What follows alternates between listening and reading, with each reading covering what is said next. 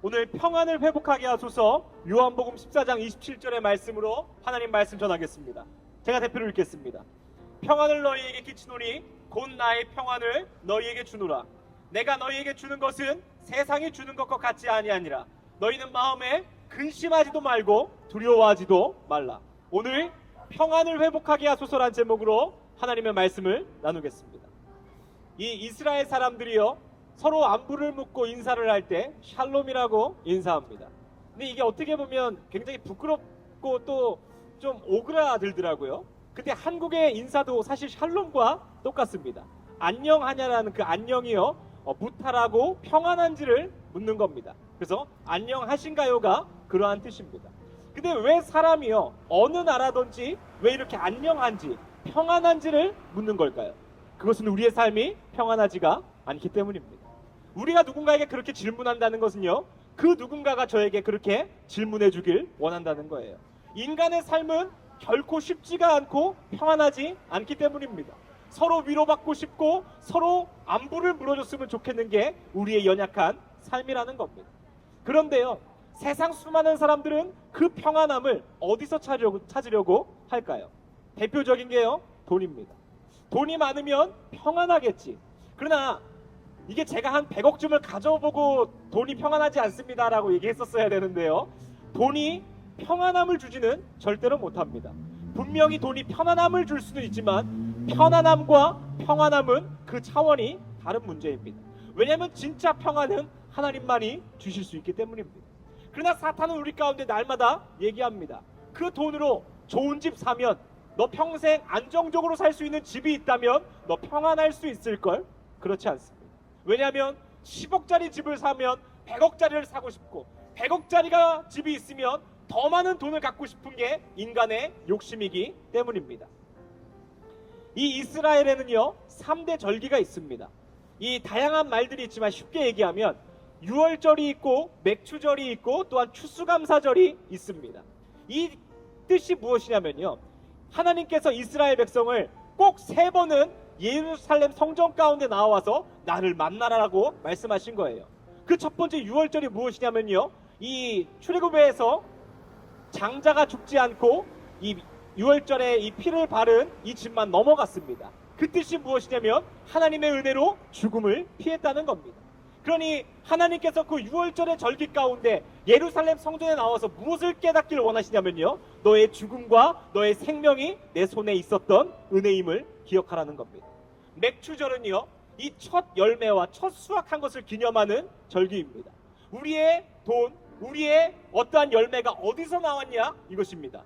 하나님의 손에서 나왔다는 거예요. 마지막 3번째 절기인 추수감사절은요, 모든 열매를 수확했을 때입니다. 하나님께서요, 그때마다 이스라엘 백성을 나에게로 오라고 하셨습니다. 너의 죽음의 문제가 누구에게 있느냐? 너의 첫 수확, 너의 모든 수확이 누구에게 있느냐? 나에게 있다는 겁니다. 그러니 세상적인 것이 중요한 것이 아닌 그 평안과 모든 열매가 하나님 손에 있다는 거예요. 이 예루살렘의 뜻이 무엇인 줄 아십니까? 이 예루살렘이라는 것이요, 이 샬롬입니다. 그래서요, 이 평안의 성전, 평안의 도시인 거예요. 제가 중학교 때 굉장히 힘들었습니다. 법적으로요, 막 재판을 받고 구치소에도 가고요, 정말 힘든 인생을 보냈습니다. 그런데 본능적으로요, 제가 어디로 도망갔는 줄 아십니까? 예배당으로 도망갔습니다. 새벽 예배 가서요, 날마다 울고요, 이 불안하고 두렵고 초조해서 주일 아침 예배부터 주일 끝나는 예배까지 교회에서 계속 있었습니다. 왜냐하면 두려웠기 때문입니다. 본능적으로 나에게 평안함을 줄 수 있는 분이 하나님뿐이라는 것을 제가 그때 기억했던 것입니다. 그런데 오늘 예수님이요, 그렇게 말씀하시는 거예요. 제자들에게요, 내가 이제 십자가를 지고 하나님 품으로 간다. 그러니 두려워하지 마라. 오늘 뭐라고 말씀하십니까? 평안을 너희에게 끼치노니 곧 나의 평안을 너희에게 주노라. 내가 너희에게 주는 것은 세상이 주는 것과 같지 아니하니라. 이 당시에 많은 사람도요, 세상이 줄 것 같은 평안함을 믿었다는 거예요. 돈이 많으면 또는 유명한 사람을 알고 있으면 건강이 있으면 평안할 거야. 그러나 절대로 그렇지 않다는 것입니다. 그러니 예수님께서 뭐라고 합니까? 너희는 마음에 근심하지도 말고 두려워하지도 말라. 제가 이 말씀을 나눌 때 제 아내 얘기를 자주 합니다. 근데 제 아내가 굉장히 싫어해요. 근데 제가 자주 하는 이유는요, 제 아내만큼 편하게 얘기할 수 있는 사람이 없기 때문입니다. 다른 사람을 얘기하면 시험에 들 수도 있거든요. 근데 제가 이러한 얘기를 하는 것은 제 아내 얘기를 하려고 하기 때문입니다. 제 아내가요, 어느 순간 분주하고요, 굉장히 막 짜증이 나고 예민할 때가 있어요. 그러면 제가 제 아내를 불러서 이렇게 질문합니다. 너 돈 없지? 그러면 제 아내가요, 어떻게 알았어? 라고 하는 거예요. 그러면 제가 이렇게 얘기합니다. 10년 동안 결혼해서 살아가는 동안 날마다 돈이 없었다. 근데 놀라운 게 뭐냐면 날마다 돈이 없었는데 어떻게든 우리가 은혜로 살아왔다는 것이다. 그것이 마치 6월절의 은혜와 같은 거예요.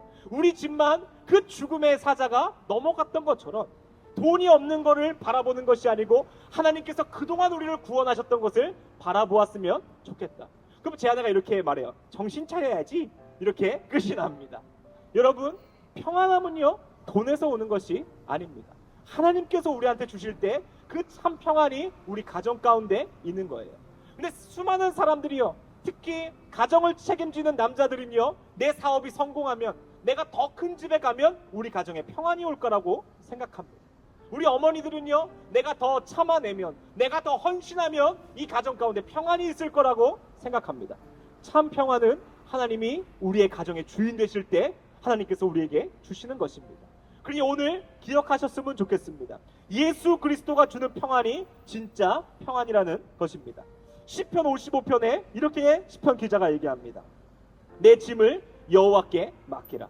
그가 너를 붙드시고 의인의 요동함을 영원히 허락하지 아니하시리로다. 오늘 혹시 마음속에 전쟁이 있으십니까? 무엇인가 잃을까봐 전전긍긍하는 것이 있으십니까? 오늘 시편이 뭐라고 얘기하냐면요, 그거 여호와께 맡기지 못해서 그렇다는 거예요. 그거 네 힘으로, 네 능력으로, 네 가진 것으로 지켜내려고 하니까 불안하고 두렵고 떨린다는 겁니다. 근데 뭐라고 합니까? 내 짐을 여호와께 맡기라. 그가 지키시리라. 그가 붙드시리라. 마태복음 11장 28절에도 수고하고 무거운 짐진 자들아 다 내게로 오라. 내가 너희를 쉬게 하리라. 오늘 예수님께서요, 진짜 평안을 얻으려면 뭐라고 말씀하시냐면 성령 충만하라고 말씀하십니다. 하나님께서요, 나의 주인 되시고 하나님이 내 삶을 지배하시면 두려워하지 않는다는 거예요. 폭풍이 오고 또한 이 세상에 전쟁이 와도요, 하나님이 나의 하나님이면 우리가 평안하게 살아갈 수 있다는 것입니다. 오늘 마지막 일기로 오늘의 말씀을 마치겠습니다. 이 첫째를 낳았을 때요, 이 외갓집에 또 할아버지 집에 간 적이 있습니다. 근데 얼마나 낯설겠습니까? 저도 낯설었거든요. 근데 첫째가 자다가요, 막 우는 거예요. 그 제가 그치, 집이 아니어서 낯설구나. 근데 엄마가 뛰어갔습니다. 근데 놀라운 게요, 아이를 앉자마자 그 아이가 울음을 그치는 거예요. 저는 환경의 문제라고 생각했습니다. 우리의 인생이 그렇습니다. 돈이 없어서, 사업이 안 돼서, 건강을 잃어서. 근데 그게 아니라는 거예요. 하나님 품에 있지 않기 때문이라는 겁니다. 아이는 엄마의 품이 집입니다. 아이는 엄마의 품이 그 어느 곳보다도 평안한 곳입니다. 오늘 우리가 하나님 품 안에 있다면요, 그 상황을 넘어서, 우리의 문제를 넘어서 평안함이 있을 줄을 믿습니다. 왜냐하면 예수 그리스도께서 우리에게 그렇게 말씀하셨기 때문입니다. 내가 너희에게 주는 평안은 이 세상의 것과 같지 않다. 그러니 여러분, 혹시 두려움 가운데 있으십니까? 오늘도 많은 스트레스와 전쟁 가운데 있으십니까? 우리의 짐을 여호와께 맡기며 참된 평안을 맛보는 우리가 되길 소망합니다. 우리 시간 같이 한번 기도하겠습니다.